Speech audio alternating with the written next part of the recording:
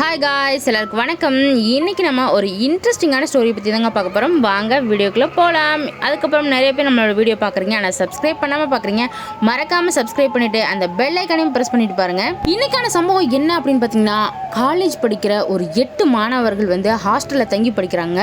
அவங்களுக்கு அங்கே நடக்கிற அமானுஷமான திகில் நிகழ்வை பற்றி தாங்க பார்க்க போகிறோம். நான் முன்னாடியே சொன்ன மாதிரி இந்த காலேஜ் வந்து சேலத்துக்கு பக்கத்தில் இருக்கிற ஒரு பகுதியில் தாங்க அமைஞ்சிருக்கு.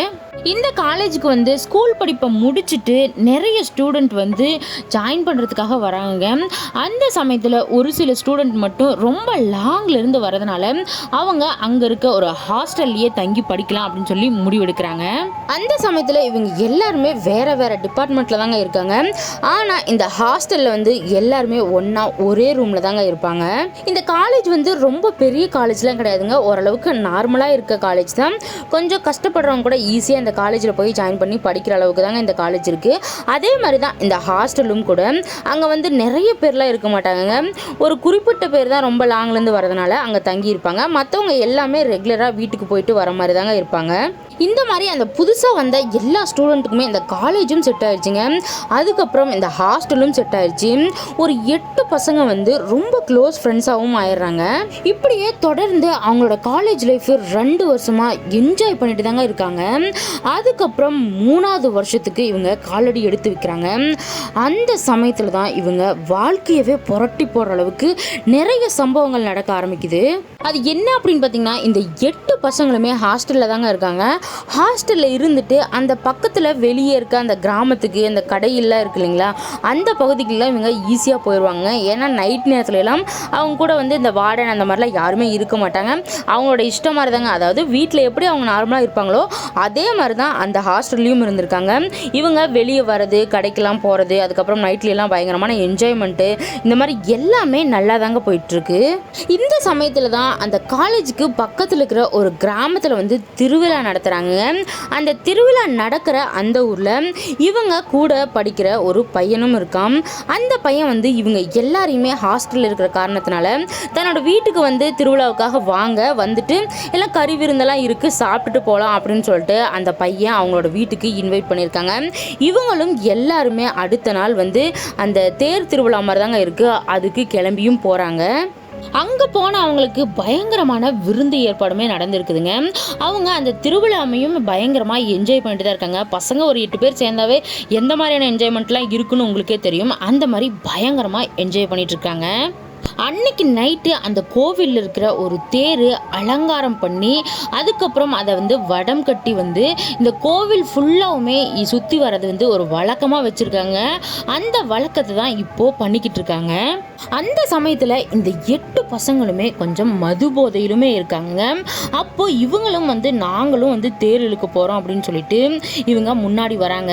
அந்த சமயத்தில் இந்த பசங்களையெல்லாம் இன்வைட் பண்ணாங்க பார்த்தீங்களா, இன்னொரு பையன், அந்த ஊர்க்கார பையன், அவன் வந்து சொல்கிறான், இப்படி வந்து நீங்கள் குடிச்சிருக்கீங்க, அதனால தேர்லாம் இழுக்கக்கூடாதுடா, இழுத்தா சாமி குத்தமாயிரும், ஏதாவது கெட்டது நடக்கும் அப்படின்னு சொல்லி அந்த பையன் சொல்கிறான். அதையெல்லாம் அவங்க பெருசாக எடுத்துக்காம அதெல்லாம் ஒன்றும் ஆகாது அப்படின்னு சொல்லிட்டு இவங்க அந்த தேரையுமே போய் இழுத்துருக்காங்க.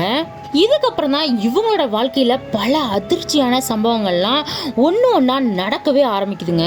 அந்த ஊரில் திருவிழாவை முடிச்சுட்டு இவங்க எப்பவும் போல் ஹாஸ்டலுக்கும் வந்துட்டாங்க. ஹாஸ்டலுக்கு வந்து அதுக்கு அடுத்த நாள் காலையிலேருந்து இவங்க நார்மலாக காலேஜுக்கும் போக ஆரம்பிச்சிட்டாங்க. அப்போ தான் இந்த 8 பசங்களில் ஒரு பையன் மட்டும் அன்னைக்கு காலேஜ் போகலைங்க. ஏன் அப்படின்னு பார்த்தீங்கன்னா, அவனுக்கு பயங்கரமான காய்ச்சல், அதனால் அவன் காலேஜுக்கு போகாமல் ஹாஸ்டல்லையே தான் இருக்காங்க.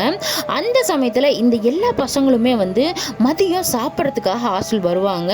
அப்போ வந்து இந்த பையனை பார்க்கும்போது பயங்கரமான காய்ச்சல் இருந்திருக்கான். ஏன்டா என்னாச்சுடா அப்படின்னு சொல்லி கேட்கும்போது, எனக்கு உடம்பே ஒன்றும் முடியலடா அப்படின்னு சொல்லி சொல்லும்போது, சரி டேப்லெட்லாம் போட்டே அப்படின்னு சொல்லி கேட்டுட்டு, சரி படுத்து நல்லா ரெஸ்டடு, ஈவினிங் நாங்கள் எல்லாருமே வந்து உன்னை ஹாஸ்பிட்டலுக்கும் கூட்டிகிட்டு போகிறோம் அப்படின்னு சொல்லிட்டு அவங்க ஹாஸ்டல்லேருந்து கிளம்பி மறுபடியும் காலேஜுக்கு போயிடுறாங்க. ஈவினிங்கும் ஆயிடுச்சு. இந்த பசங்க எல்லாருமே ஹாஸ்டலில் வந்து பார்க்குறாங்க அந்த பையன் எப்படி இருக்கான் அப்படின்னு சொல்லி பார்க்கும்போது இப்போவுமே அவன் வந்து காய்ச்சலில் தாங்க துடிச்சுக்கிட்டு இருக்கான். சரி உடனே நம்ம ஹாஸ்பிட்டல் கூட்டிகிட்டு போய் ஆகணும்னு சொல்லிட்டு அங்கே இருக்க ஒரு ஹாஸ்டலில் ஒரு பெரியவர் மாதிரி இருக்காருங்க, அவங்கக்கிட்ட சொல்லிவிட்டு இந்த பையனை பக்கத்தில் இருக்கிற ஒரு கிளினிக்கு கூட்டிகிட்டு போகிறாங்க. கூட்டிகிட்டு போய் அங்கே இன்ஜெக்ஷன்லாம் போட்டுட்டு டேப்லெட்லாம் வாங்கிட்டு ரிட்டர்ன் வந்து ஹாஸ்டலுக்கும் வந்துடுறாங்க. அன்னைக்கு நைட்டு அந்த காய்ச்சல் வந்து கடந்தா பார்த்தீங்களா, அந்த பையனுக்கு ஒரு பயங்கரமான ஒரு சம்பவம் நடக்குதுங்க. என்ன அப்படின்னு பார்த்தீங்கன்னா, நல்லா டேப்லெட்லாம் போட்டுட்டு நல்லாவே தூங்கிட்டு இருக்காங்க.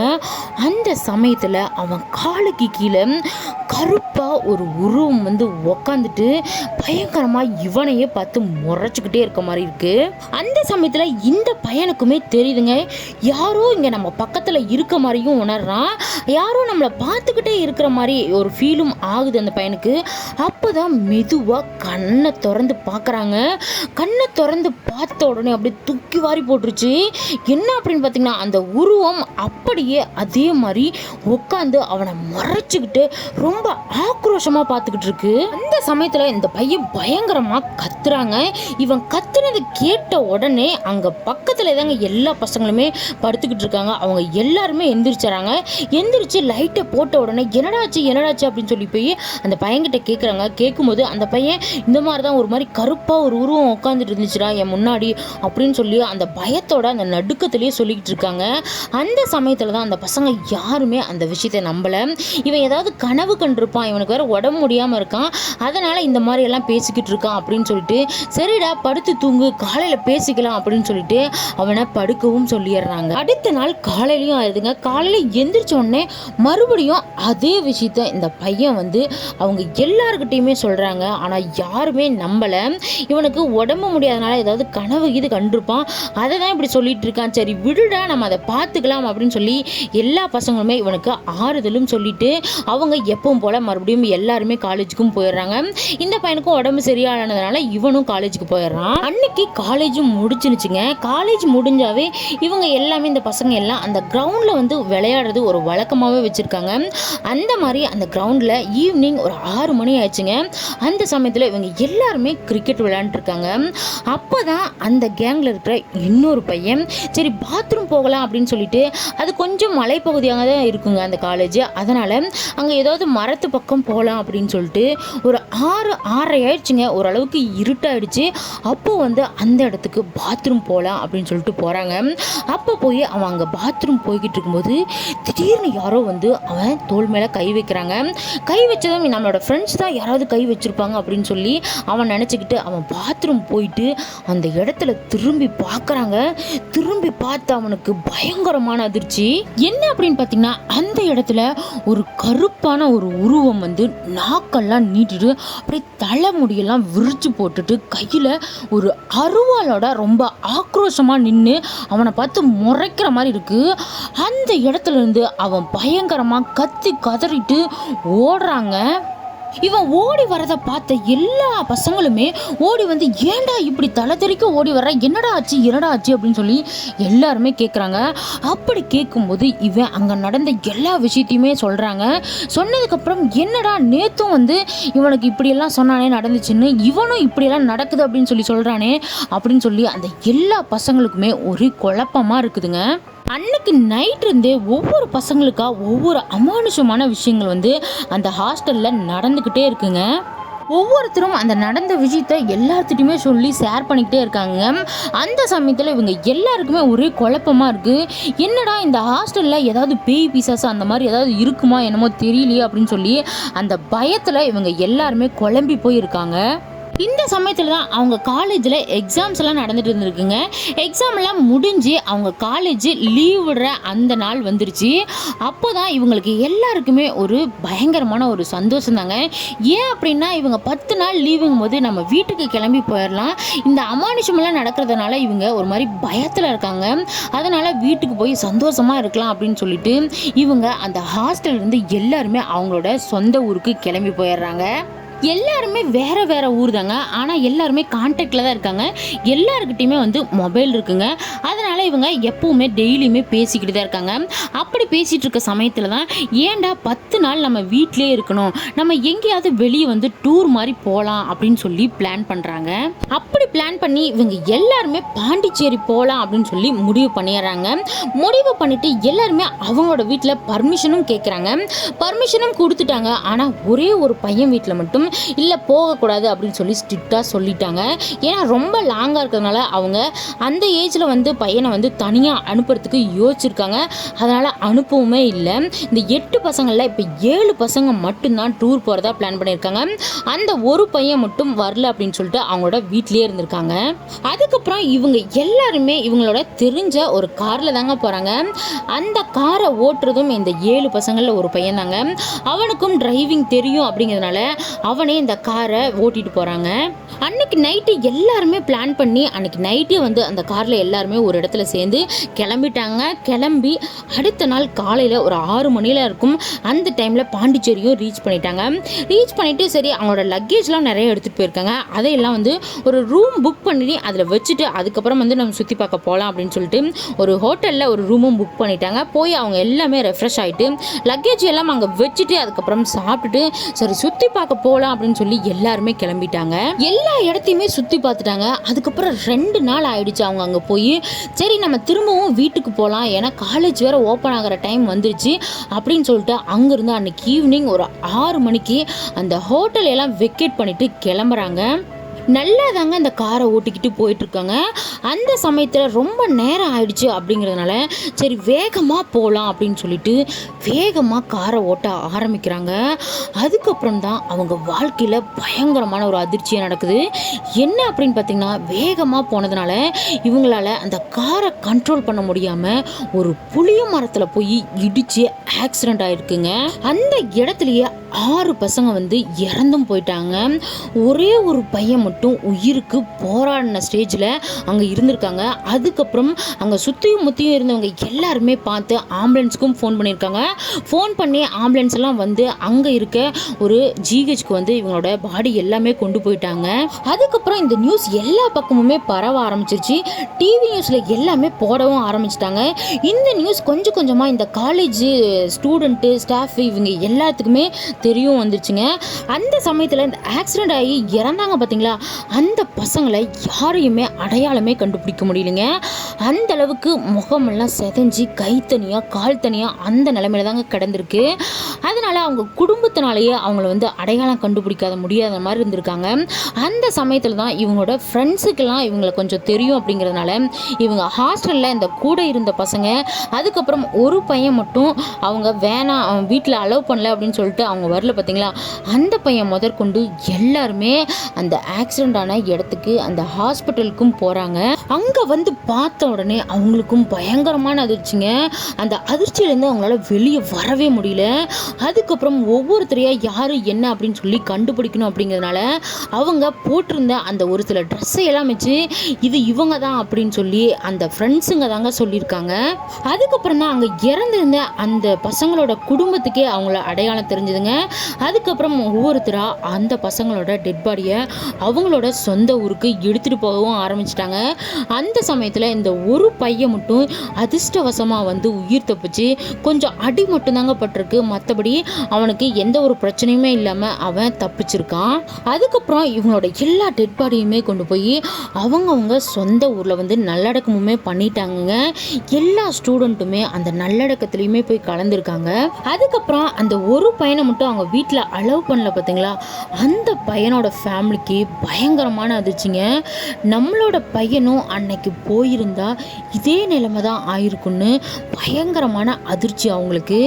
அதுக்கப்புறம் எப்படியோ எந்த சாமி புண்ணியனே தெரில நம்ம பையன் அதுலேருந்து தப்பிச்சிட்டான் அப்படிங்கிற ஒரு சந்தோஷமும் கூட அவங்களுக்கு இருந்திருக்கு.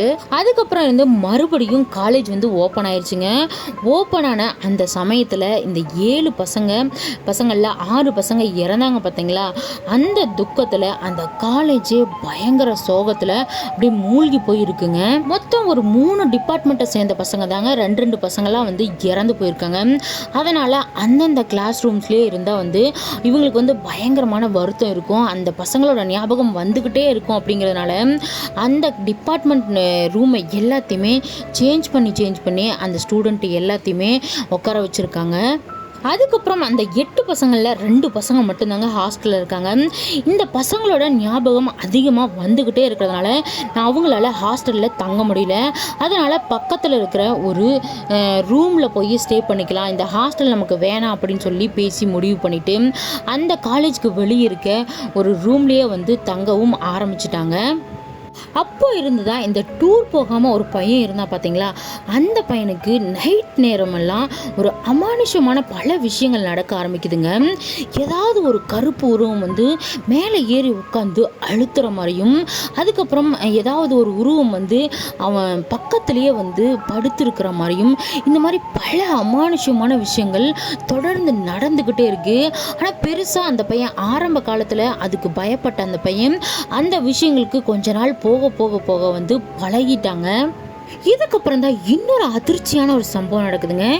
என்ன அப்படின்னு பார்த்தீங்கன்னா, அந்த 7 பேரில் அந்த ஒரு பையன் மட்டும் தப்பிச்சான் அப்படின்னு சொல்லலாம் பார்த்தீங்களா, அந்த பையன் மறுபடியும் ஏதோ ஒரு பைக் ஆக்சிடெண்ட்டில் வந்து இறந்துட்டான் அப்படின்னு சொல்லி ஒரு நியூஸ் வருது. இதை கேட்ட எல்லாருக்குமே பயங்கரமான அதிர்ச்சிங்க.